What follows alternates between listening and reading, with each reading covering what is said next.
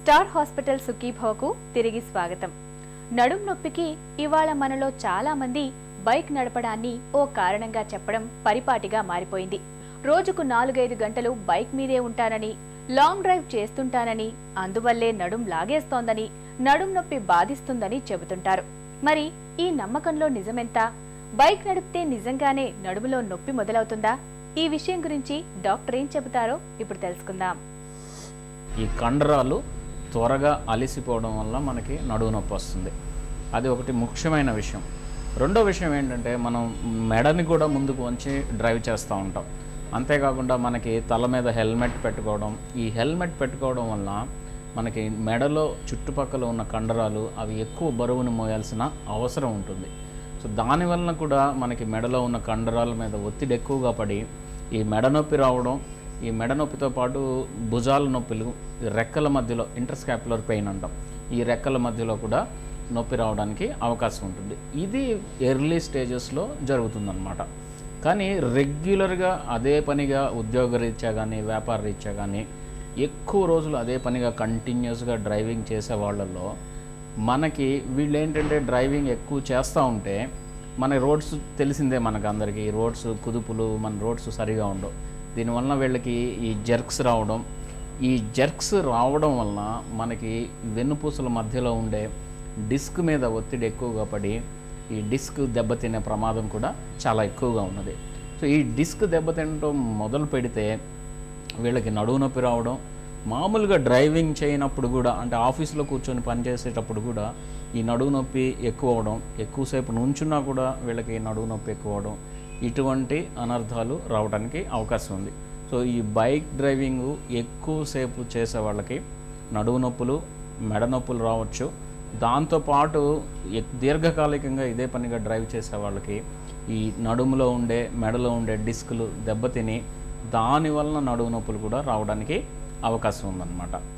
ఈ కండరాలకి ప్రాపర్గా ఫిట్నెస్ ఉంటే, అంటే ఫిట్నెస్ ఎలా వస్తుంది ఈ కండరాలకి అంటే, రెగ్యులర్గా మనం ఎక్సర్సైజెస్ చేయగలిగినట్లయితే అప్పుడు మనకి ఈ కండరాల మీద ఒత్తిడి తగ్గి మనకి నడుము నొప్పి కానీ మెడ నొప్పి కానీ వచ్చే అవకాశాలు చాలా తక్కువగా ఉంటాయి అన్నమాట.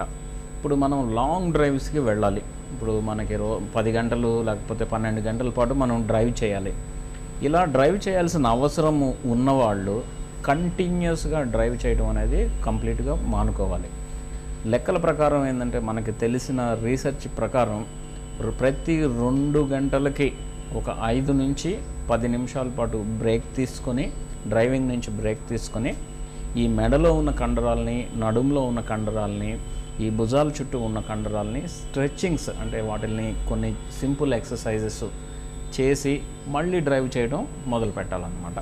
సో ఇవన్నీ మనం జాగ్రత్తలు తీసుకున్నట్టయితే మనకి ఈ డ్రైవింగ్ వలన వచ్చే ప్రమాదాలు చాలా ఎక్కువ తప్పించుకోవచ్చు. అండాశయాల్లో నీటి బుడగలు ఉండటాన్ని డాక్టర్లు పాలిసిస్టిక్ ఓవేరియన్ డిసీజ్ అని, వాడుకలో PCOD అని పిలుస్తారు. అండాశయాల్లో నీటి బుడగలు ఉన్నప్పుడు నెలసరి చిక్కులతో పాటు చాలా రకాల సమస్యలే ఎదురవుతుంటాయి. ఇలాంటప్పుడు మనలో చాలా మంది ఇక పిల్లలు పుట్టరన్న నమ్మకానికి వచ్చేస్తుంటారు. మరి ఈ నమ్మకంలో నిజమెంత? PCODతో బాధపడుతున్నప్పుడు నిజంగానే పిల్లలు పుట్టరా? ఈ నమ్మకం గురించి డాక్టర్ ఏం చెబుతారో ఇప్పుడు విందాం. 35 నుంచి 50% వరకు ఆడవాళ్లలో, 35 వయసు దాటిన ఆడవాళ్లలో ఈ కంతులు కొద్దో గొప్ప ఉంటాయండి. ఎప్పుడైతే ఈ కంతులు ఎక్కువగా రక్తస్రావం కలిగిస్తుందో, లేదా దీని మూలాంచి మూత్రపిండాలకి ఏదైనా అవరోధం కలగడము, అలాంటి కష్టాలు ఉన్నప్పుడే గర్భాశయం తొలగించవలసిన అవసరం ఉంటుందండి. ఎందుకంటే ఈ కంతులు అనేవి సామాన్యంగాను క్యాన్సర్కి దారితీయవు. 10,000లో 1 మందికి క్యాన్సర్ దారితీస్తే అది ఎక్కువండి. కాబట్టి ఫైబ్రాయిడ్స్కి ఉన్న ప్రతి ఆడమనిషి కూడాను గర్భాశయం తొలగించుకోవాలన్న అవసరం లేదండి. అలాగే సిస్టులు అంటే అండాశయాల్లో సిస్టులు ఉంటాయండి. మామూలుగా కూడాను ఫిజియలాజికల్ సిస్ట్ అంటారన్నమాట. ఎప్పుడైతే ఈ సిస్టులు 6 సెంటీమీటర్ల కంటే ఎక్కువగా పెరుగుతుందో, లేదా లోపల నీరు లేకుండాను సాలిడ్గా అంటే గట్టిగా ఉంటుందో, అలాంటప్పుడు మనం ప్రమాదాన్ని శంకించవచ్చు. అలాంటప్పుడు సరైన పరీక్షలు చేయించుకుని తొలగించాలా అక్కర్లేదా అన్నప్పుడు మాత్రమే ఈ గర్భసంచిని, అండాశయాన్ని కూడా తొలగించవలసి ఉంటుందండి.